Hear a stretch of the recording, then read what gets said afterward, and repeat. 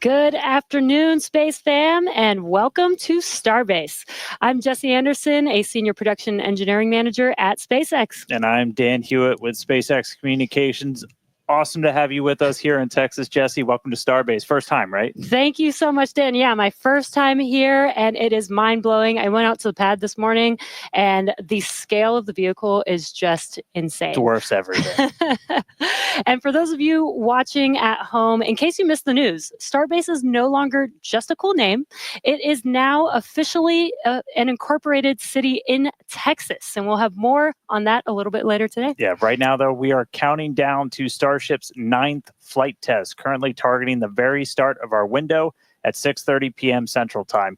Good news right up front, not tracking any issues with the vehicle. Weather is gorgeous out there right now. Rain this morning, little bit of wind, nothing now, nothing to worry about. Looking good for a launch. Starship development is moving quickly here at Starbase. So fast, in fact, that we already are reflying the Super Heavy booster today, which last flew on Flight 7. The primary objectives for today are very similar to our last two attempts, except for the booster, which, in addition to flying for the second time, has an exciting return journey planned for its return back to Earth. That's right. It's going to be getting some serious rigor, and pretty important, we are not going to be attempting to catch the booster today. We're going to use this launch to kind of further accelerate the development. We're putting Super Heavy kind of through the ringer, some serious rigor. We're going to go through all of that in just a couple of minutes. We're also hoping to get Ship into space, and it's got a couple of objectives like deploying simulated Starlink satellites and then a range of experiments during its reentry. We're really trying to test the limits, the capabilities of that heat shield, the flaps, the structure, everything about it. Primary payload on this flight, once again, as always, is data. It's definitely a very big day for both stages. There's always a chance we don't reach every objective that we set for ourselves, but success comes from what we learn on days like today. And of course, whatever happens, excitement is guaranteed. Yeah, that's right. Progress is not measured by single flight tests. It's whatever that timeline overall is, and getting us closer to establishing self-sustaining civilization on Mars, making life multi-planetary. Every time we're learning something from these flights that will get us there, that is progress. Exactly. Starship is the first orbital launch vehicle engineered to be fully reusable and built for frequent flight and heavy payloads, just like today's commercial airliners. It's the product of years of rapid development, testing, iteration. We're trying to fly as frequently as possible, fix problems as they appear, and then fly again. It all started here at Starbase back with Starhopper. It was a small single Raptor prototype, kind of looked like a water tower. We turned it into a water tower eventually. It made its first low altitude hop back in 2019 here at Starbase. You could tell the pad, that's the pad that we were just looking at. It looks dramatically different now, two towers. But Starhopper delivered. It was able to prove that we could use that Raptor engine for controlled takeoff and landing. And that is so wild to see that there on your screen was just 6 years ago. And now we're here today with a full-size vehicle. So from there, we moved to full-size test articles with increasingly complex test flights that reached progressively higher altitudes. And each test shaped the Starship that we see today on the pad, a stronger, taller, and more refined vehicle. That's right. All right. Now, let's go out there and meet it. Starship is made up of two parts. First, on the bottom, the Super Heavy booster, powered by 33 Raptor engines. Both Super Heavy and Ship are running on liquid methane and liquid oxygen. That second stage, the Starship upper stage, is powered by 6 of those Raptor engines. 3 of them are optimized to sea level performance, 3 for vacuum, so operating while they're in space. And here's a quick look under the hood at all of those Raptors. On the left, that's a view from underneath the launch mount. That's 33 Raptor engines on the first stage, on the booster. And on the right, that's a view inside of the ship. So you're looking down at the top of the booster at 6 Raptor engines inside the ship. Those are what's going to power it to orbit. Now, that second stage is also what will one day carry cargo, payloads, people, everything that's going to space. It's also going to be responsible for in-space propellant transfer. That's where we're going to take 2 starships, meet them up in orbit. One will be able to transfer propellant to the other. That's a really critical capability for Starship to do all of these missions beyond low Earth orbit. That also unlocks our ability to send huge amounts of cargo, tremendous amounts of people to destinations far beyond Earth.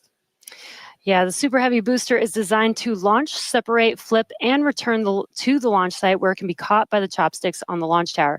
Though, as we mentioned earlier, we are not attempting a booster catch today on Flight 9. Starship re-enters the Earth's atmosphere at the conclusion of its mission, steering itself to a vertical landing or catch. And both stages are designed to return to Earth and fly again, making this the first rocket in history that will be fully reusable.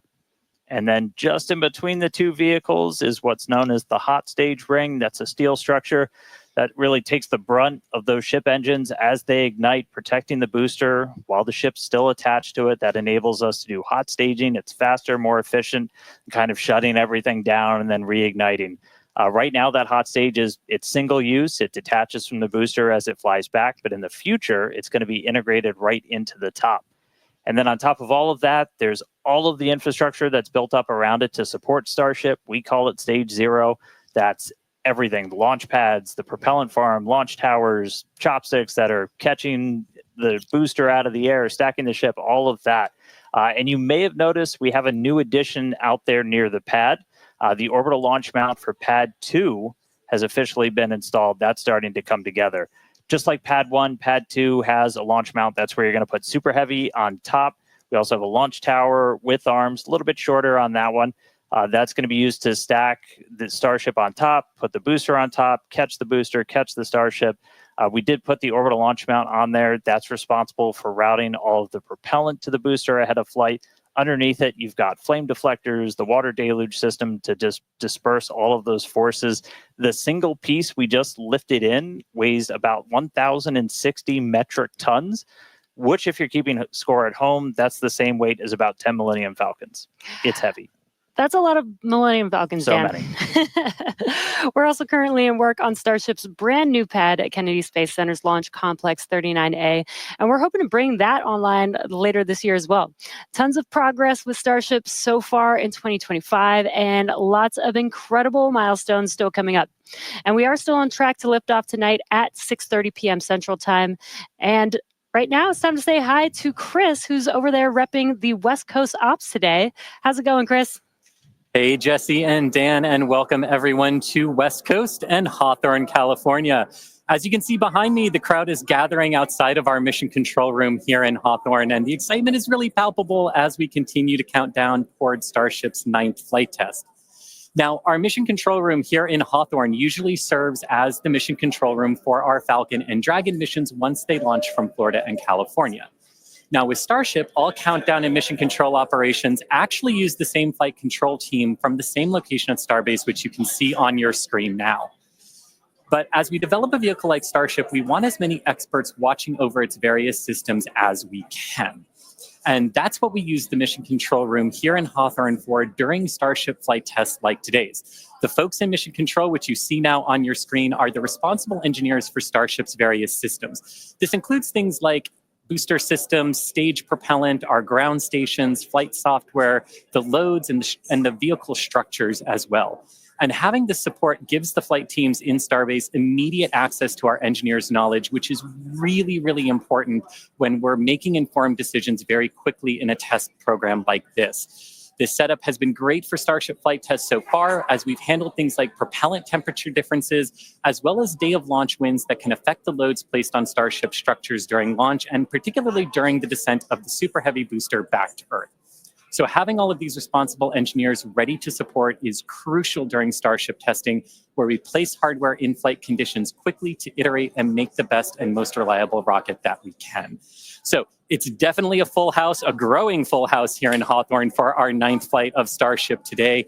Every flight brings us a step closer to a future where Starship is flying multiple times a day. And I'm sure you all feel the same way down there in Texas, Dan and Jesse, but I can't wait to see Starship's launch today. How about you? Yeah, can't wait to see it, Chris. As you can see, props loading on the vehicle is just a little under 2 miles away from us, and we're really excited. looking back real quick. So back in March, Starship's 8th flight test saw us catch the Super Heavy booster for the 3rd time ever. Another big step on that path to full and rapid reusability. Unfortunately, the Starship upper stage did experience what we call a rapid unscheduled disassembly before it finished its climb to space, which meant we didn't reach all of those additional mission objectives that we had set. About 5.5 minutes into ship's ascent burn, a hardware failure in one of its sea-level Raptor engines took out that engine, the 2 remaining sea-level engines, and a Raptor vacuum engine. That's 4 of the 6 engines that ship has. This was a different failure than we saw on Flight 7, and the fixes that we put in place did work as expected. So this was a new issue on Flight 8. And welcome to iterative engineering. That's right. Losing hardware is a potential outcome of any test program. That's why we're always prepared with safety measures in place and also ready to have boots on the ground to assist with anything like debris cleanup. We can coordinate with all the necessary parties, organizations, administrations for safety in advance and in an ongoing basis during our test campaigns to plan for as many possible outcomes. Definitely do want to say thank you, though, to the people of the Bahamas, the government of the Bahamas, who worked with us so closely since Flight 8. We took full responsibility for the cleanup, and in doing so, we had people on the ground in the Bahamas within 12 hours to help with debris recovery. So all that said, we're moving forward in our development cycle with safety at the top of mind, and we fly again today to get this current iteration of ship to space and back. That's right. Putting hardware in a flight environment as frequently as possible, so you're seeing how things behave all together in the real world. Then you're solving problems as they pop up. That's how SpaceX developed their very first rocket, Falcon 1. Same philosophy was used to develop Falcon 9. Today, we're looking to get our first re-entry with the latest iteration of ship while intentionally stressing the Super Heavy vehicle during its return to get data on its boundaries. And by stressing, we mean that we'll be pushing the flight envelope of Super Heavy as we fly at a higher angle of attack during descent towards the Gulf. Angle of attack in this case means that Super Heavy is pitched up to maximize drag and slow return. Because of this test, we will not be attempting to catch and recover Super Heavy, which again is flying for its 2nd time today. So for a brief moment, this booster will hold the title as the Super Heavy flight leader. That's right. All right. Lot still ahead for today. Let's get into it real quick with this overview. As always, everything starts with a liftoff. 33 Raptor engines igniting, Super Heavy pushing itself and Starship into ascent over the Gulf. It's going to continue for about 2.5 minutes before we get to hot staging. Ship will ignite in its engines.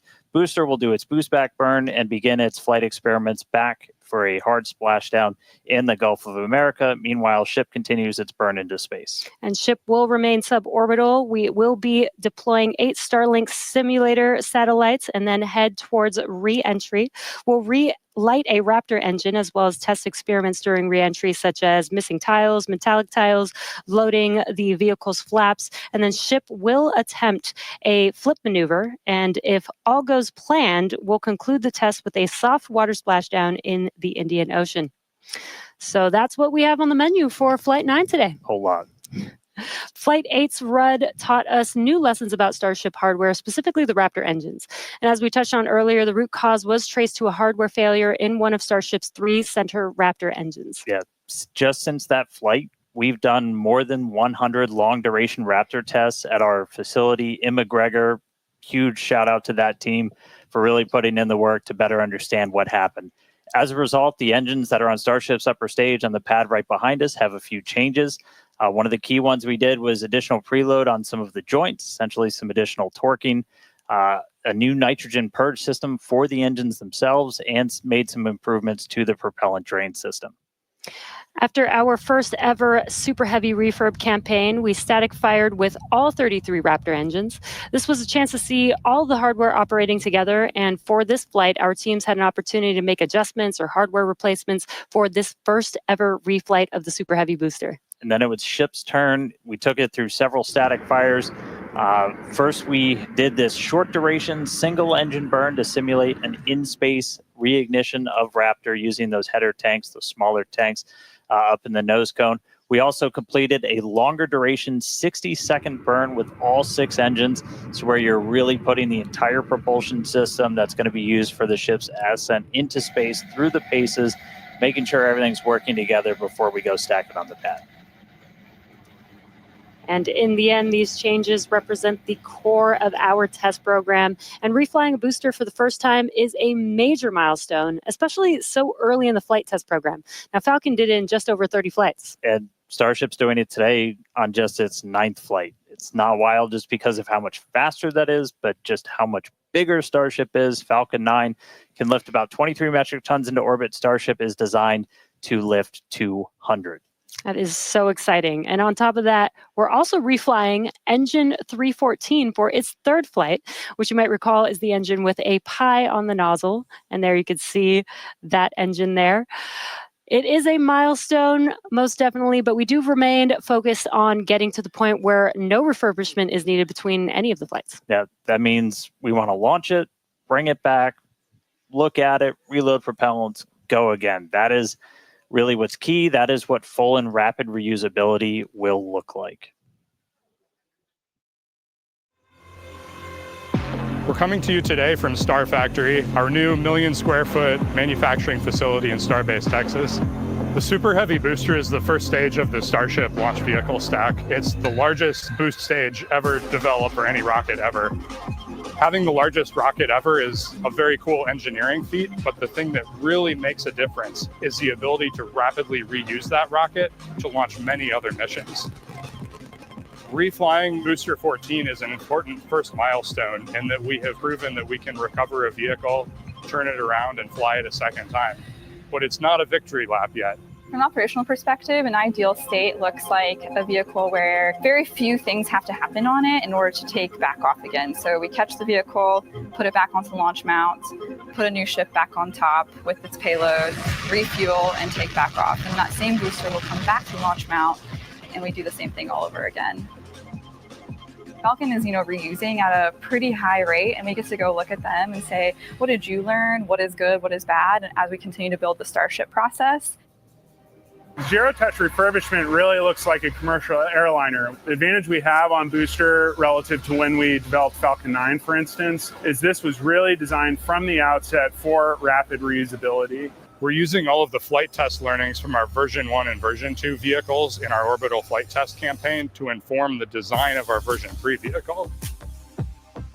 The next generation vehicle will be the first time that we've really attempted to make rapidly reusable thermal protection on a rocket. In the next iteration, we'll be able to add in new innovative materials and regenerative cooling that will enable rapid zero-touch refurbishment.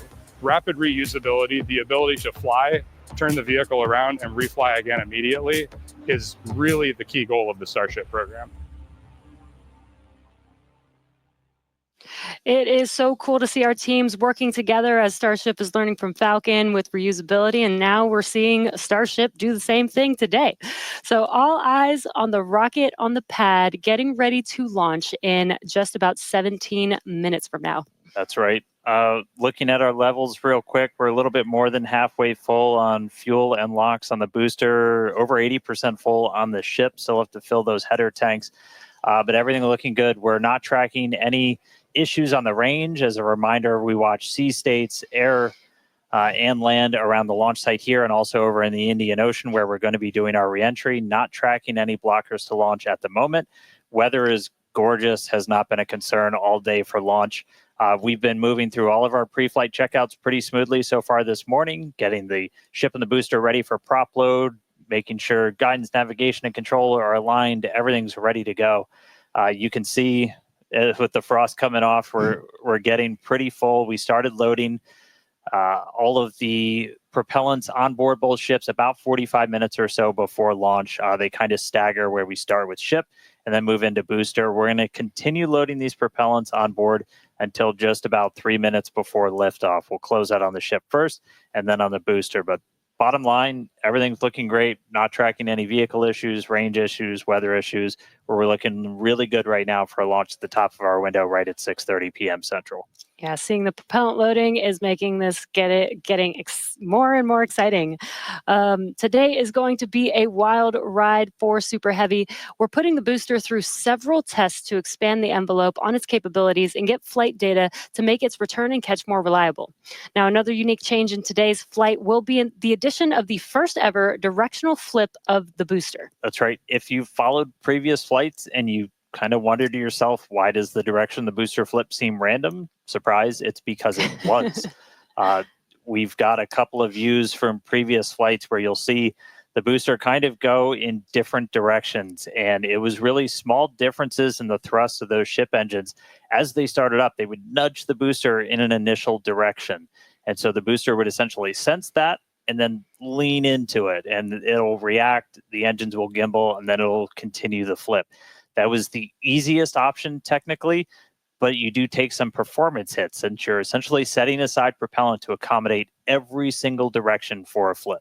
Exactly. But if we know which direction we're flipping, then we know how much propellant we will need and can instead use more of the propellant to burn longer during ascent, adding more velocity to ship and increasing how much payload it can ultimately deliver to space. Yeah, so today I got my trusty Super Heavy here. We're going to intentionally try to flip straight up. So as you're separating from the ship, we want to get to here as you're doing that boost back burn. The fastest way is to just flip straight up and go into it. That's roughly what we did on Flight 5. It's the most direct way to get into that orientation for the boost back burn. What you don't want to do is when you flip all the way down like that, we did that on Flight 7, it takes you in a big loop, uses the most amount of prop, not efficient. We're at the point where we want to start kind of tuning it in and getting some extra performance out of the booster. Yeah, exactly. That's called optimization. That's right. To accomplish this, we made some changes to the hot stage adapter, welding reinforced panels over the vents in the direction that we want the booster to go. So when the ship engines ignite, the thrust will push against the blocked vents, which means that the nudge will be in the direction that we planned for. And then when we go to the next generation of ship and booster, we plan to control the flip direction by fine-tuning the engine startup sequence on the ship. Yeah, that's not the only flight experiment that we have planned for the booster today. We're not attempting a catch, so we're going to try and gather additional data that's going to improve performance on future boosters. We're also going to try and see how resilient we are to things like losing an engine during the landing burn. By sending the booster out to sea, we're able to do these higher risk tests without risking the launch pad.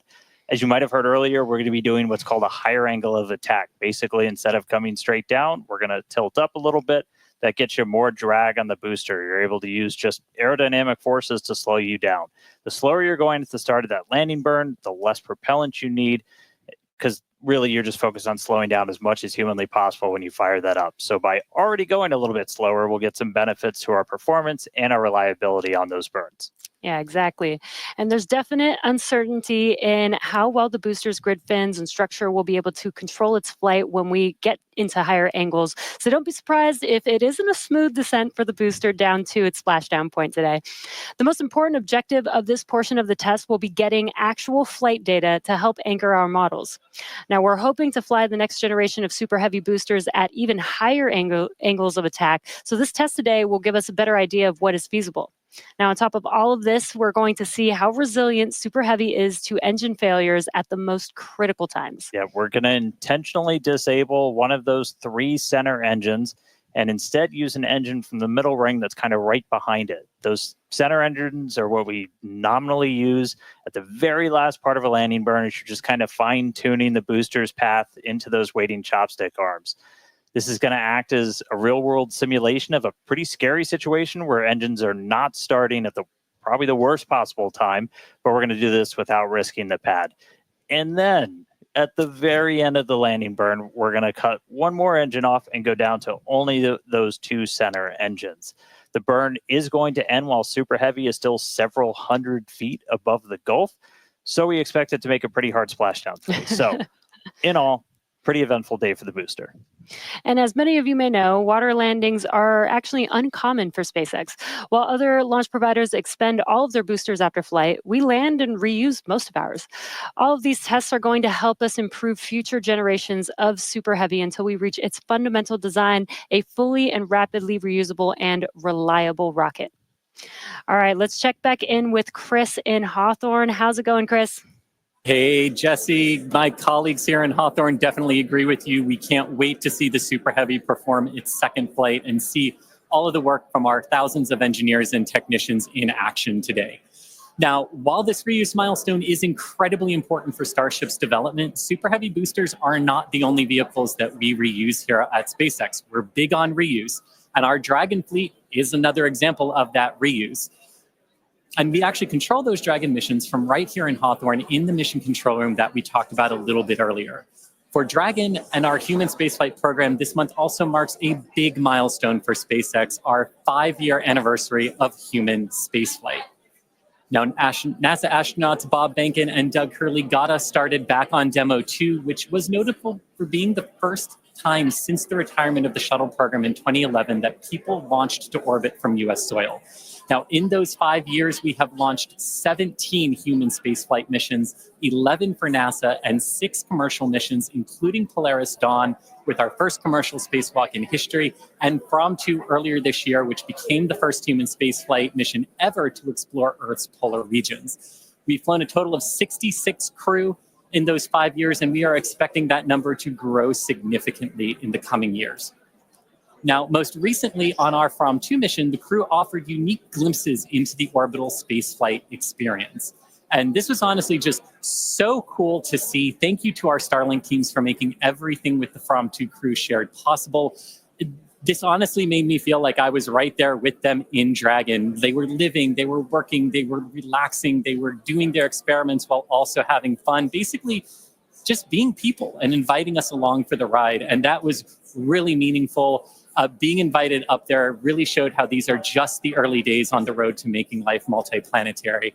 And the vehicle that's going to make all of that happen is Starship. And Dan and Jesse, I don't know about you, but that is definitely a future I have wanted since I was a little kid, and I cannot wait to see us make it a reality. Yeah, right there with you, Chris. It's the fact that we're getting close to that being reality, that the vehicle that's going to go is sitting on the pad right there. Like, that's endlessly exciting. All of that's going to include sending humans, all of the infrastructure for a permanent presence on Mars. And we're looking ahead to sending the very first Starships to Mars as early as next year. Yeah, this will help prove that we can actually get to Mars with a focus on learning as much as possible while demonstrating what will be needed for Mars transit and landing. But before we can make life multiplanetary, we have to build the starships that will make this all possible. That's right. And that's happening right here, Starbase, Texas, the gateway to Mars. This is where we're soon going to be launching up to 25 Starship launches per year from here at Starbase. And the place is changing every single day. We've grown quite a bit just in the last couple of years. There's a couple hundred employees, their families living amongst actual rockets. We're in the process of expanding production and integration. We've got a target of 1,000 Starships a year we're going to try to hit. And recently, we did become a city of our own. We're the first city in Cameron County in 30 years. And that's just going to help us scale more quickly, try to build out the best community possible for all the people that are building the future of humanity's place in space. Starbase, pretty easily one of the most inspiring, exciting, unique places to live and work on the planet. As usual, shameless plug, we're always hiring.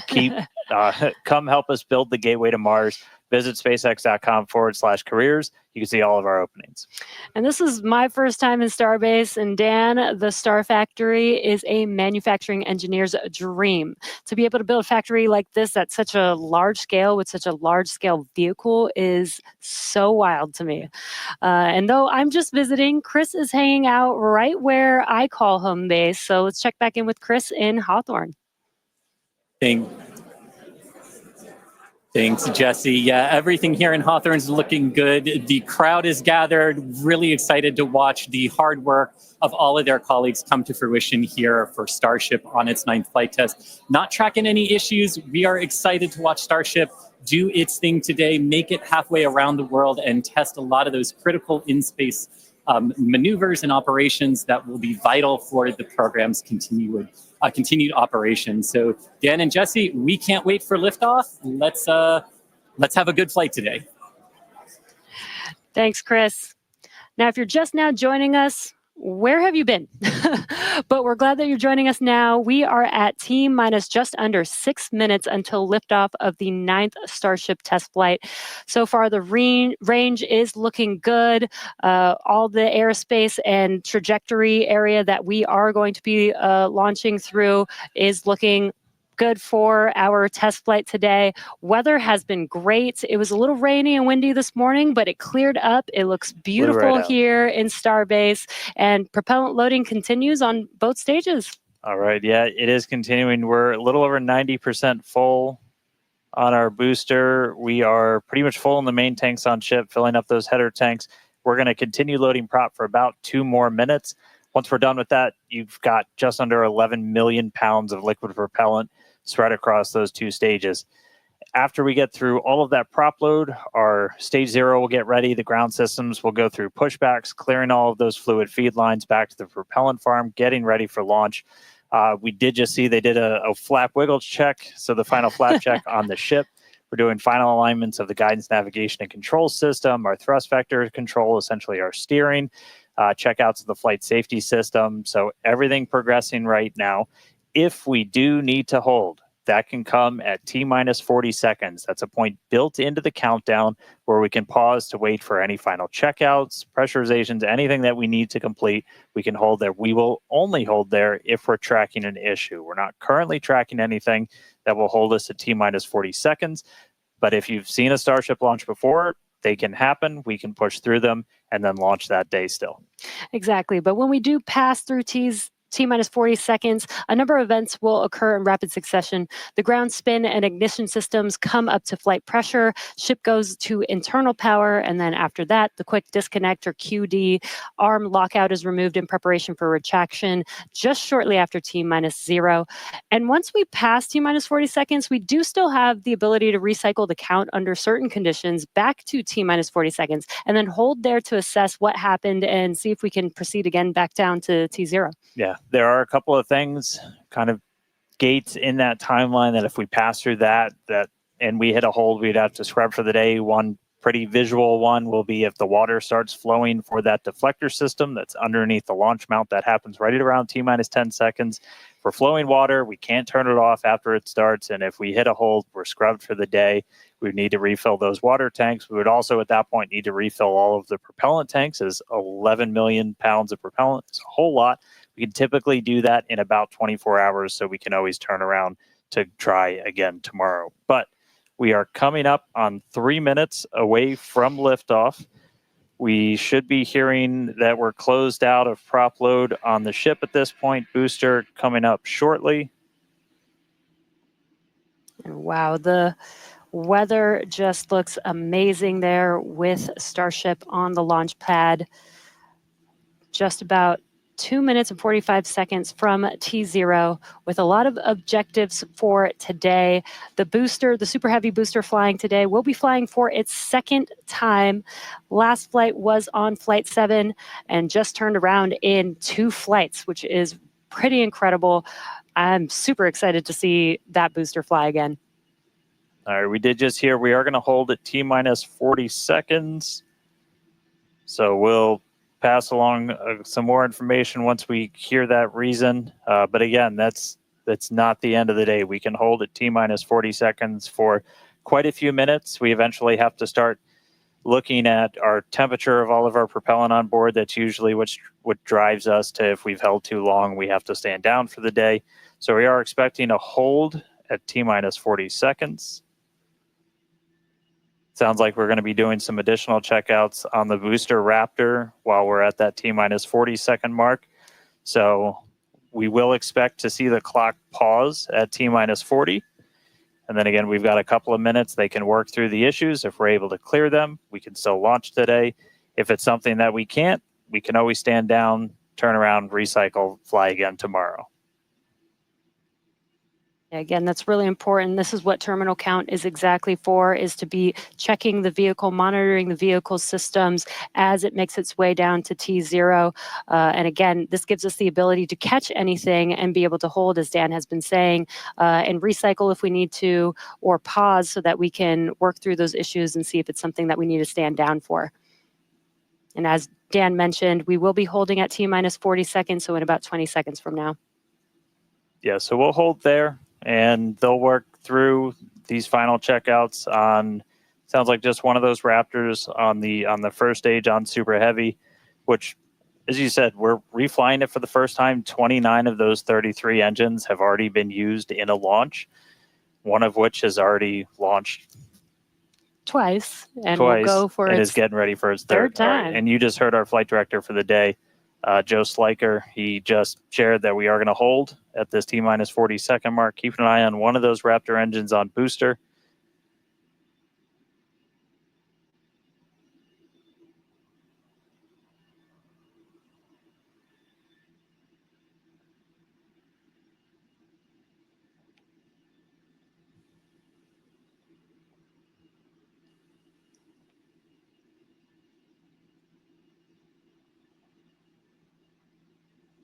And if you're just now jumping in, we are holding still at T-minus 40 seconds. Watching one engine, waiting for temperatures to kind of get to a zone that we want them to on one of the engines on the booster, on the Super Heavy booster, getting ready for its second ever flight.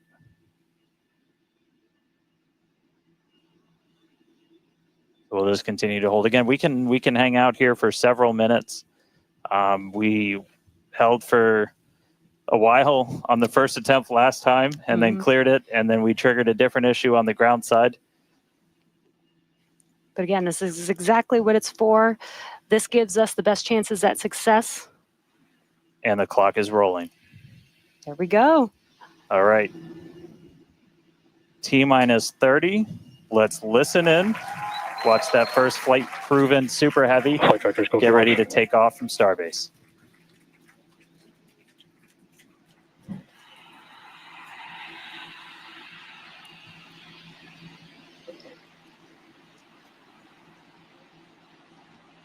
T-minus. Delta 1. Hit hold.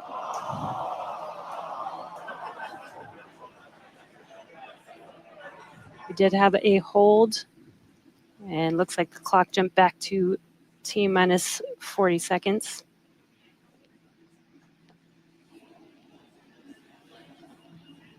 All right, so we jumped out.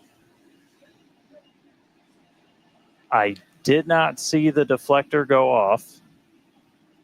So hopefully we were right at around that T-minus 10-second mark. And if we were before that T-minus 10-second mark, we do have the ability to recycle, as we mentioned earlier, back to T-minus 40 seconds. So it looked like this time it was a ground side issue. We're taking a look at this real quick. So again, we're back at T-minus 40. We're gonna hold for a little bit. We are still not scrubbed for the day. Give them a couple of minutes to work through this. Again, we can hang out at T-minus 40 for several minutes. Eventually, we start looking at your bulk temperatures and all of your propellant on board the vehicle. We're not actively replenishing the propellant on board Super Heavy and Starship. And so you don't have essentially forever to hang out before things start to warm up. And you do want to make sure your temperature's in a really stable range for a healthy startup on Raptor engines. So they're going to work through this issue. We can continue to hold here for a couple of minutes. What's launch without a little extra added excitement?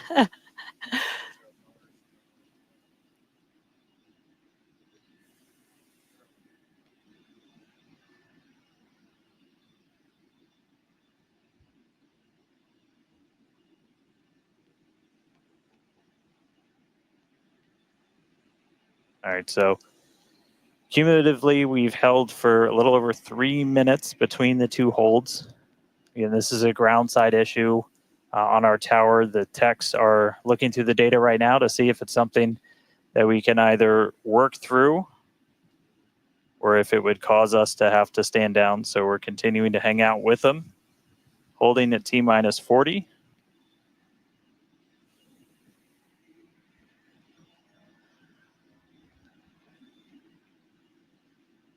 If you're just joining us, we did initially hold at T-minus 40 seconds. We continued the count, but recycled before we got to T-minus 10 seconds. And so we're back at a hold at T-minus 40 seconds, waiting for more information. The team is checking out to see if we can continue today.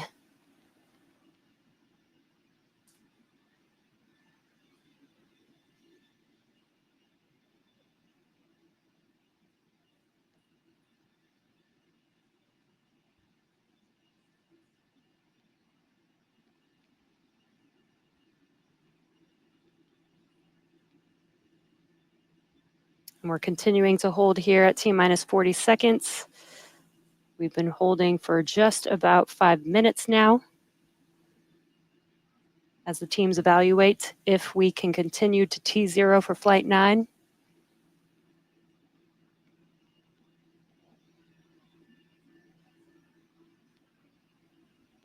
All right, so it sounds like we're coming to a resolution.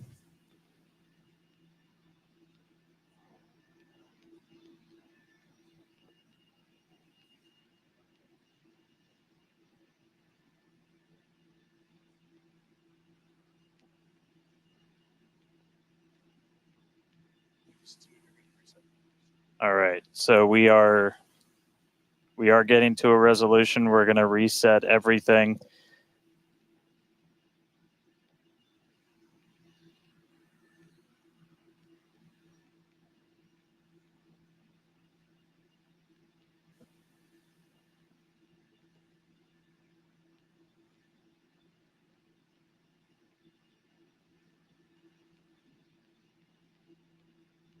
All right, so we're going to see the clock. It is now rolling. Here we go. We saw an issue with that quick disconnect to the ship. There is a chance that automation will kick us out again if we encounter the same issue. But for now, the clock is rolling. We'll see if we pass around that T-minus 10-second mark.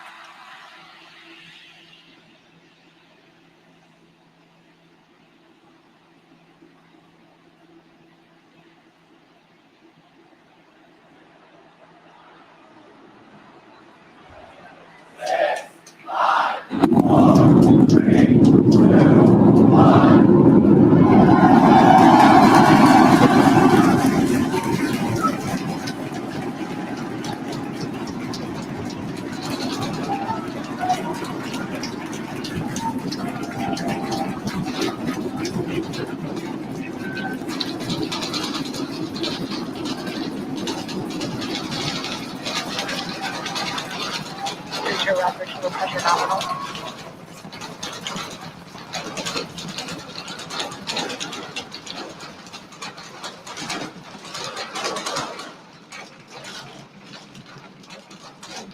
T plus Booster and 40 ship, seconds. avionic It's power, one telemetry hell of nominal. a sight from here. We see it arcing right over top of us. We see 33 out of 33 Raptor engines lit on Super Heavy as it starts to ascend skyward.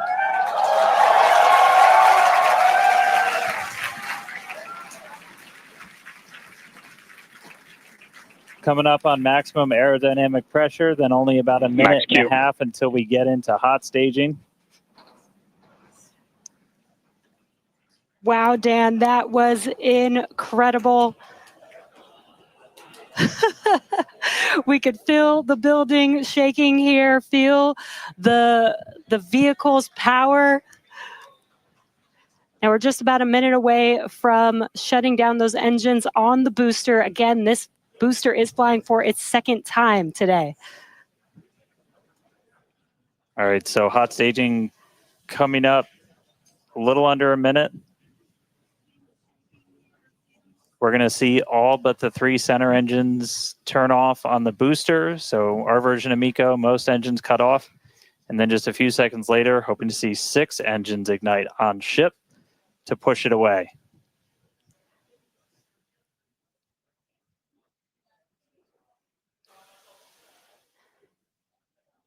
All right, hot staging, about 30 seconds.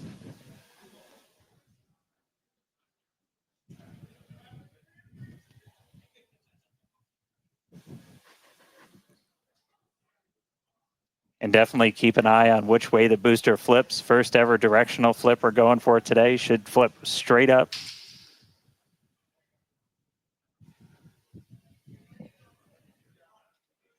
See those engines powering down? Booster engine cutoff. Ship ignition. Stage separation. Incredible flip by Super Heavy booster, and you can see those 6 engines, those 3 engines on the ship ignited. 6 healthy Raptors running on ship on its way to space. peek that engine view. Booster doing the boost back. Chris, how's it looking over there in Hawthorne, man? It is looking Raptor, chamber pressure is nominal. It is looking absolutely incredible here in Hawthorne. As we said, 6 healthy engines on ship. We've got 13 out of 13 engines on the booster, now down to those 3, which is what we expect in the final moments of the boost back burn. Now, as a reminder, we are not recovering the Super Heavy booster today. We are instead going to do Booster some... boost back, shut down. And there we had a good shutdown of the boost back burn. Next up will be the jettison of that hot stage Ship ring. avionics, power and telemetry nominal.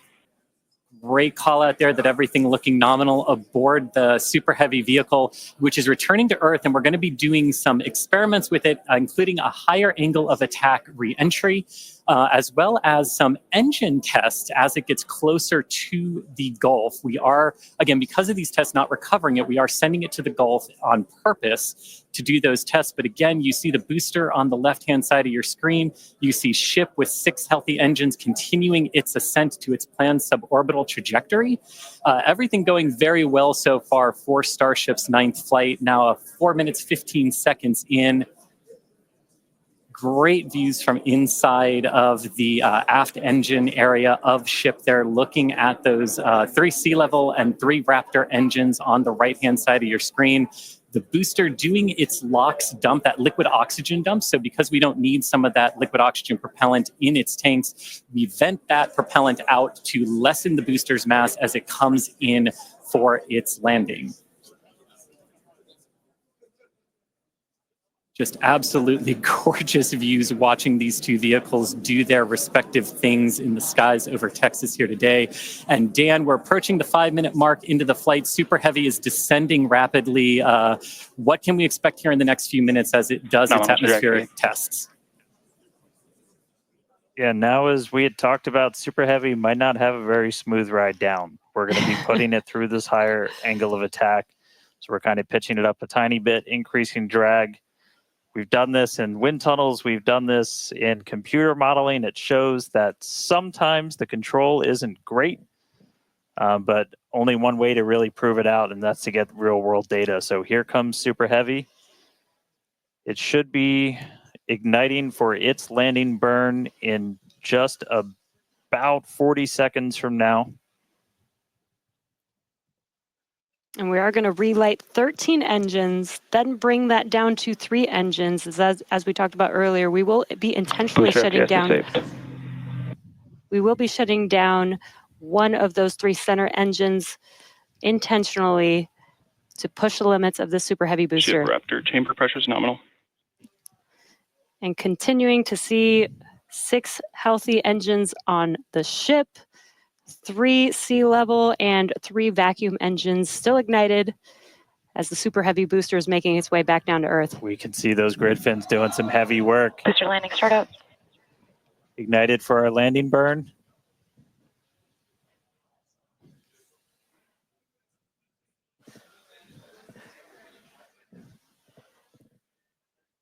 It may have ended with that landing burn. Does look like we lost telemetry from the booster once we started into that landing burn. Did you see a confirmation that the booster did demise? So the booster's flight ending before it was able to get through landing burn, but again, we are not bringing that back. We're expecting it to make a hard splashdown in the Gulf. We were getting live data back the entire time through that high angle of attack flight. So that was something that was really vital for us to get during this reuse. First free flight of booster in the books. All right, ship has about 2 minutes left. In about 2 minutes, we expect all 6 Raptor engines to shut down. That will be SECO, basically second engine or second stage engine shut off. And these are some incredible views, Dan, from the aft end of the ship, watching as the engines stay ignited with the Earth in the background. As always, the Starship avionics team, the techs. I think we just heard the booster. But all right, we got about a minute left into this burn. All eyes definitely on ship. as we get through the final stages into its ascent. We're expecting it to start to cut those engines off in about 45 seconds.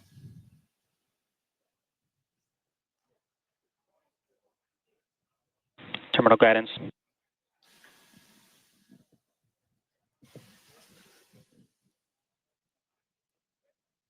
All right, just about 30 seconds to go.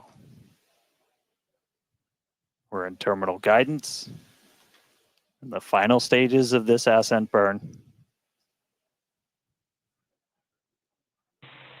We did see shutdown of the Raptor engines. We do stagger these, so we do the Raptors first. Those 3 have shut down successfully. Sea level's still running. Ship engine cutoff.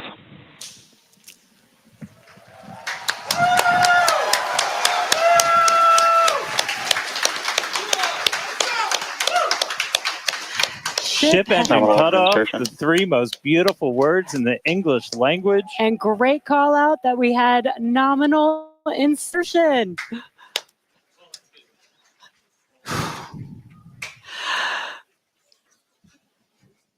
An incredible flight test so far today. We reflew a super heavy booster for the very first time in 9 test flights. Ship is in its orbital trajectory. Again, it's going to remain suborbital for its mission today.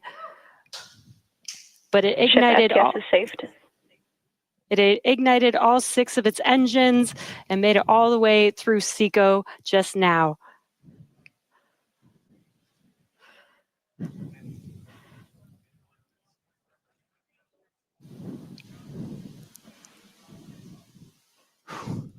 What a moment. Incredible. All right, but I mean, that's, still lots to come for the rest of this flight. Per usual, I need to collect myself. Hey, Chris, how's it going over there in Hawthorne, man? How's everybody doing? I think the elation and the excitement and the happiness at what we just saw achieved carried through across all of our sites. What an incredible view to see Starship back orbiting the Earth just under 11 minutes into our mission. Absolutely exciting to see all of this, and super pumped especially to see all of the team's hard work in action here today.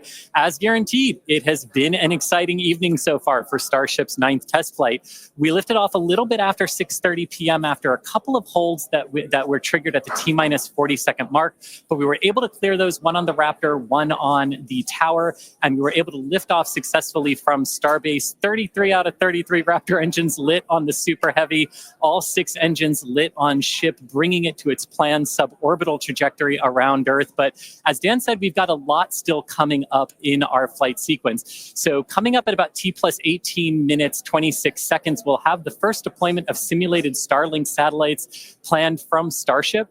That will be followed at about T plus 37 minutes and 49 seconds by the relight of a single Raptor sea level engine in space. This is going to help us gather data on our ability to do a deorbit burn for future Starship missions that will go orbital.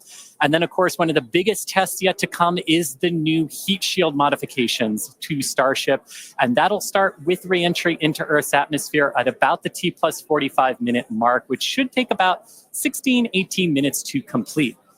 And now today's reentry is going to test that heat shield like we said, specifically how Starship will hold up to 100 missing heat shield tiles on its thermal protection system. Now, we purposely took those 100 tiles off over very critical areas of the vehicle to be able to safely test on a flight like this suborbital trajectory into the Indian Ocean what might happen on an operational flight in those areas if we were to lose the primary heat shield tile over Starship. So very critical test coming up. And then after that, we'll have the final descent where we will again be pushing Starship to its limits. We definitely pushed the booster to its limits today to gather data, and we're going to be doing the exact same thing on that ship, seeing how the ship handles various flight conditions that we will need it to fly in as we look to one day soon bring ships back to Starbase for catch and reuse.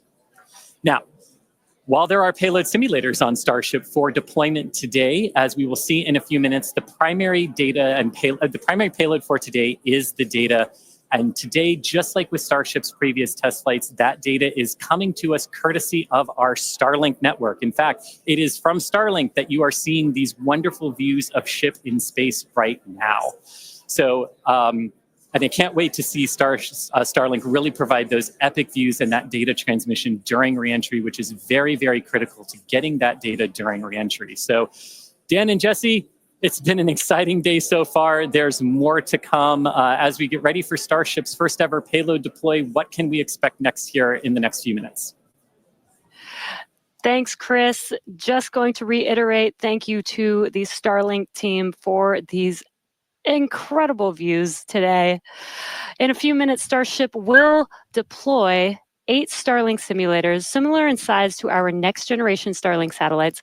The Starlink simulators will be on the same suborbital trajectory as Starship, meaning they will passively re-enter the atmosphere, just like Starship. With tests like these, we can see how Starship's payload deploy systems work in flight while ensuring that the simulator satellites pose no safety risk to people on Earth or for other satellites in orbit. Now, this also ensures that any parts of these simulator Starlink satellites that do survive reentry splash down harmlessly in the middle of the Indian Ocean. And then before we get there, though, we're going to have to open up that payload deploy door. So we've only ever done that one time before. Pretty sure it was Flight 3. Someone on the internet, please check me. But that was the only time we ever opened it. And we've had Starlink simulators on the last 2 flights, but we haven't gotten to this moment yet where we're able to open up the payload door and start deploying these.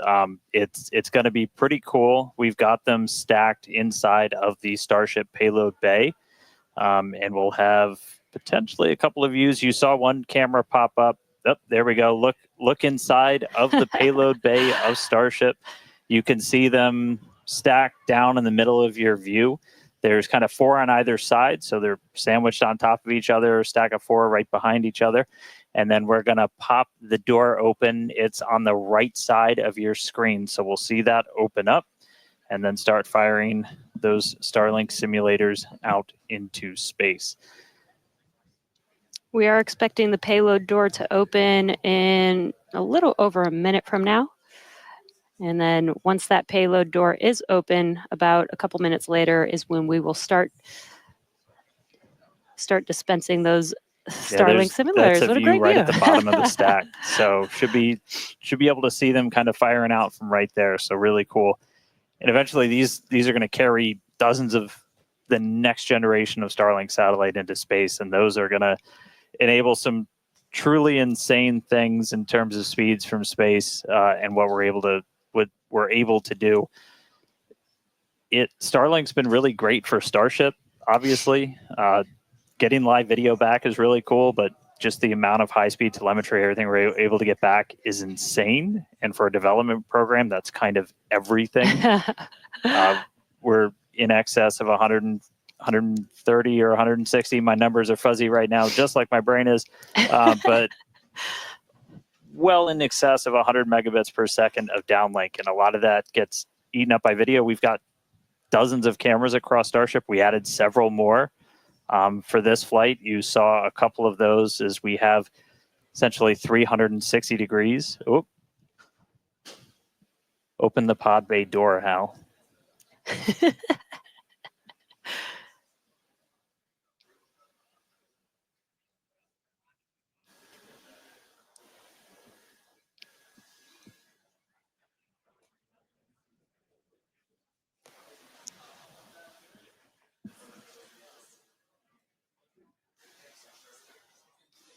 Now we are expecting the payload door to open any moment now. So we're watching out for that. Again, you're looking at the inside of Starship as it's suborbital.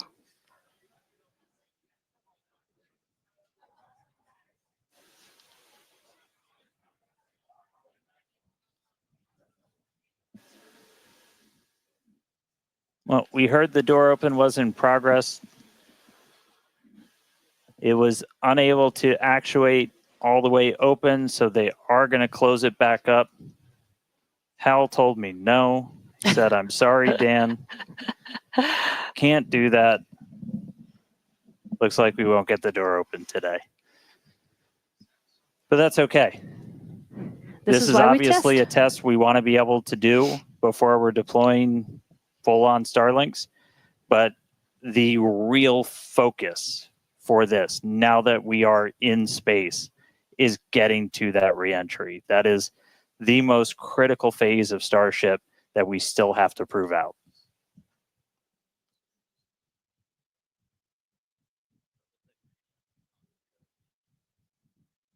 All right, well, so it does look like we're not going to be able to deploy Starlinks today, but we should have pretty frequent views from Starship. They might cut in and out every once in a while, but should be pretty regular. We are in darkness right now, so might be a lot of black, but the cool part is when we get to reentry, it's going to be daytime. Yes, and we did that on purpose so that we can get some live daytime views as ship is returning back to Earth. All right, so we are going to take a break. Enjoy these views as we get them. Enjoy the tunes. We'll be back in a couple of minutes when we get ready to relight one of those Raptor engines on orbit. See you soon.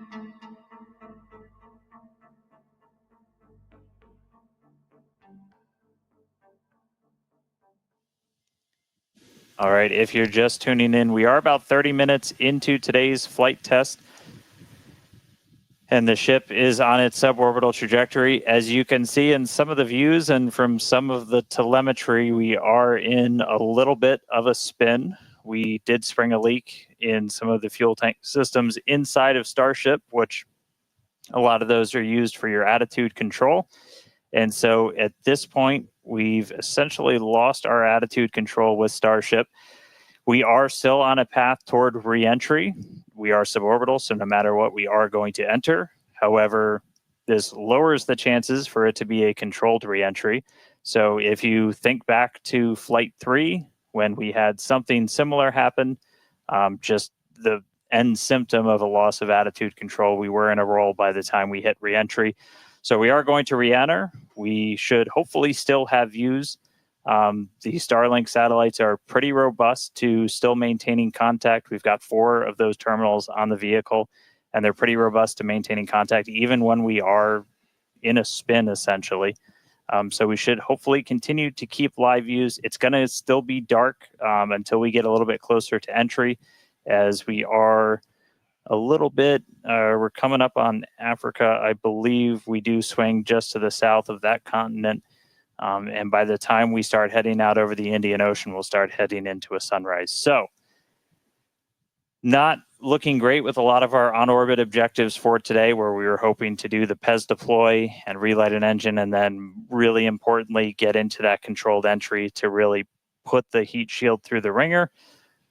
Nonetheless, Starship marching forward towards that reentry over the Indian Ocean. So we'll continue to hang with it and give you any updates as things continue to change.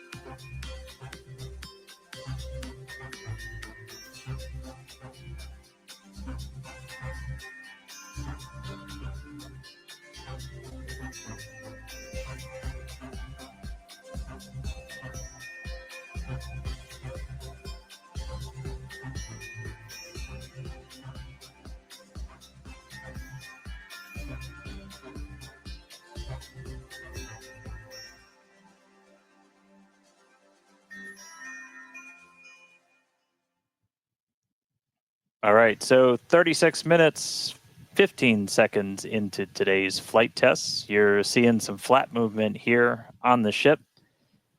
If you've been following along, we have essentially lost attitude control on the ship at this point. It is suborbital, so it's still headed to the exact same trajectory as before. We were not able to get that payload door open and deploy those nose cones. We've been dealing with some leaks on the ship. This is also what led to that loss of attitude control. So at this point, we are kind of in a spin, and we are also going to be skipping that Raptor relight. If you've followed through the history of Starship, something similar happened, different cause, but same symptom back on Flight 3, where we weren't able to maintain attitude control in orbit.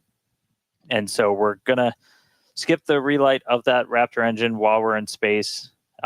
We are going to still proceed with entry, but as we are not able to control the attitude of the ship, as we get into entry, it will enter in whatever orientation it is in at the time, which does not bode well for the ship's heat shield, as we're not going to be essentially aligned the way that we want to do for reentry. So it is definitely coming down.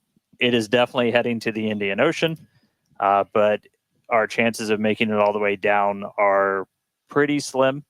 So we'll still get as much data as we can. We're still getting live telemetry, live views from Starlink the entire time, and we'll continue to stick with ship as it continues on. We are about 10 minutes away or so until we start getting into entry, and the light will start to pick up as we cross the Indian Ocean, and we'll start to see a little bit more daylight, and we'll, as always, as long as we maintain that comm link, get some plasma on the way in and start to bring the Starship back through the Earth's atmosphere. So that coming up in about 10 minutes or so.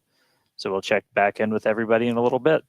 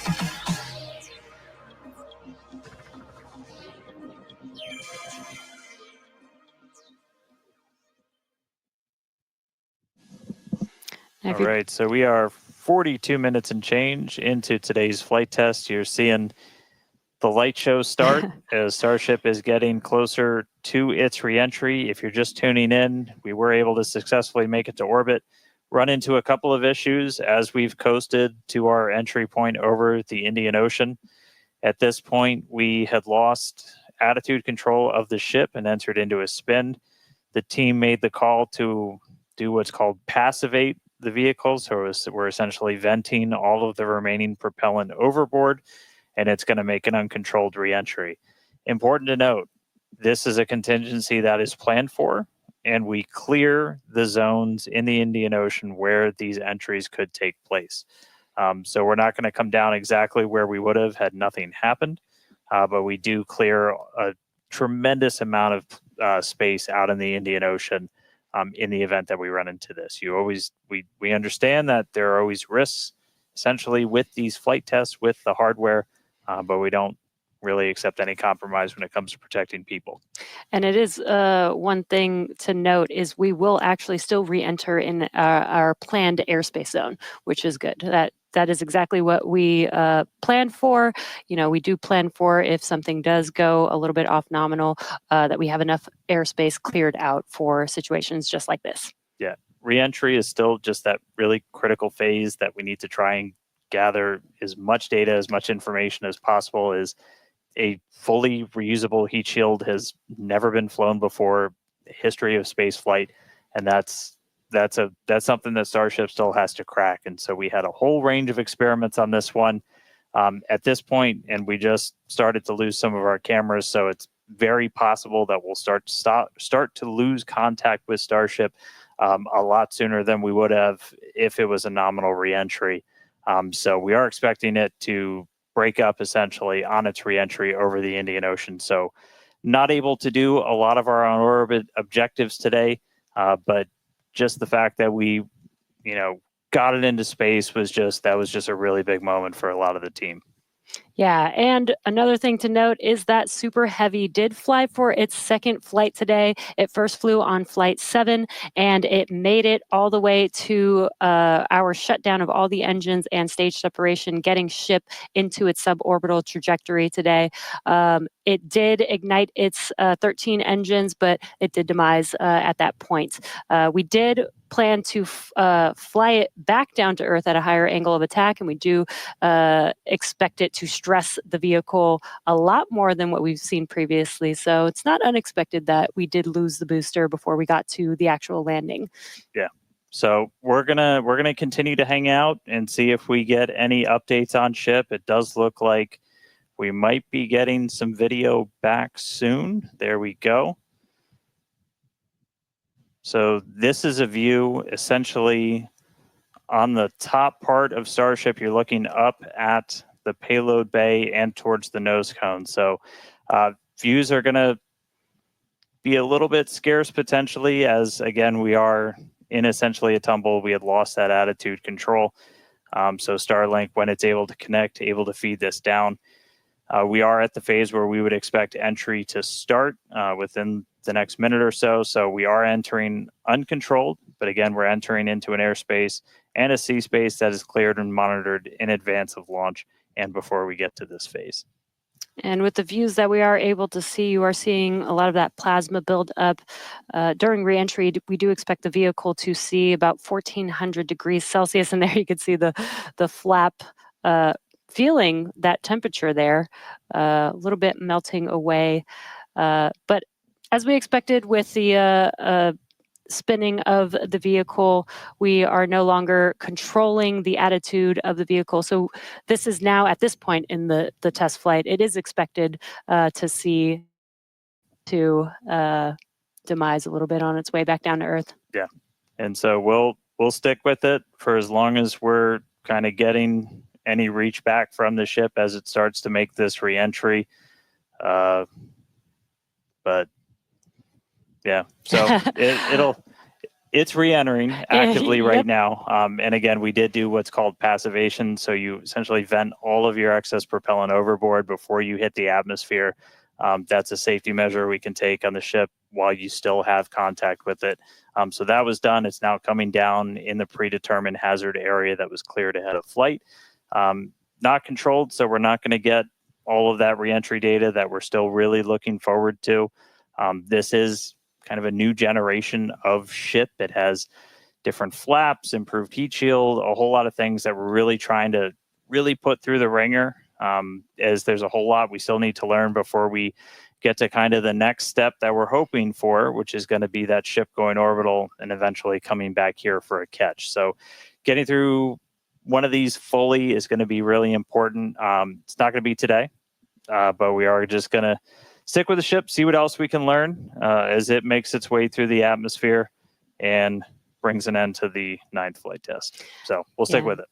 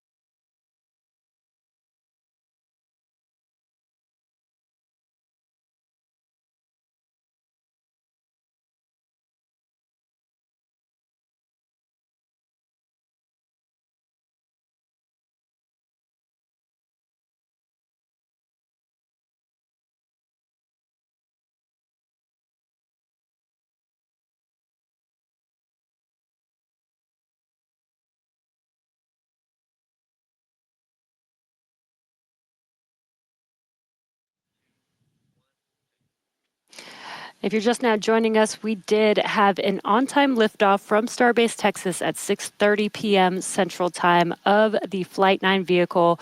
We did have some incredibly stressing objectives today. The Super Heavy booster flew for its second flight. It first flew on Flight 9 and made its way to take ship all the way up to stage separation, doing its second flight ever, which is pretty incredible.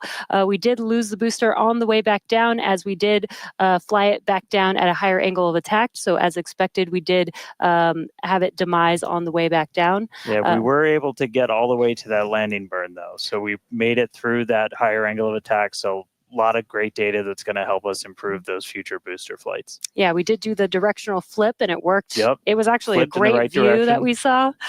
And then ship continued 6 healthy Raptor engines in the beginning of its flight, making it all the way to SECO and coasting for quite a while.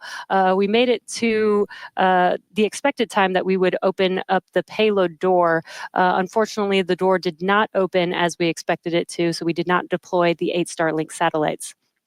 Yeah, we ran into a couple of issues once ship got there, but I can tell you it was a pretty crazy moment for a lot of the people that were standing here for ship to make it there. It's been a couple of flights, but it was really exciting to see. Ran into some issues on orbit. We weren't able to deploy the Starlinks. We eventually lost attitude control, dealing with some propellant links inside of the ship. And we did lose attitude control. And just to confirm, we did lose contact with the ship officially a couple of minutes ago. So that brings an end to the 9th flight test. So still a lot of work to do, but really big moment. Chris, how's everybody doing over there in Hawthorne? What's the vibes, man? Yeah, I mean, it's a test program, and that's what we're here to do. We're here to learn, and that was definitely the vibe and the atmosphere here at Hawthorne. Would have been great to see SHIP get all the way through its objectives today, but with all of that data that came down through the Starlink system, we're definitely going to learn it, and we're definitely going to fix that and push forward.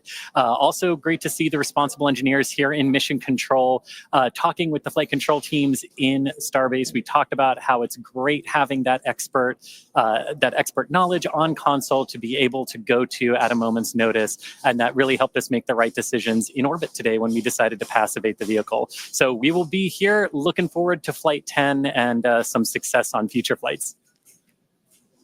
All right. Well, obviously, congratulations to everybody that poured so much time, effort into getting this rocket off the pad. The last 2 months have been an absolute gauntlet for a lot of people, and we're continuing to learn more about this ship, about this rocket. We are trying to do something that is impossibly hard, and it's not always you're not going to reach it in a straight line. We've said there's going to be bumps, there's going to be turns, but seeing that ship in space today was a hell of a moment for us. So congratulations to every single person who put time, effort, sweat, anything into that rocket. Yeah, this is exactly the SpaceX way. We're going to learn, iterate, and iterate over and over again until we figure it out. So thank you to everybody for tuning in. Thank you for the fine people of Cameron County, including the residents of the newest city of Starbase, as well as the Coast Guard, Federal Aviation Administration, Government of Mexico, as well as the Australian Space Agency. All right, now, this is not the end. We're going to have a whole bunch of cool liftoff stuff, so be sure to follow us on X at SpaceX for more, and we will see you back here for Flight 10. Thanks for tuning in.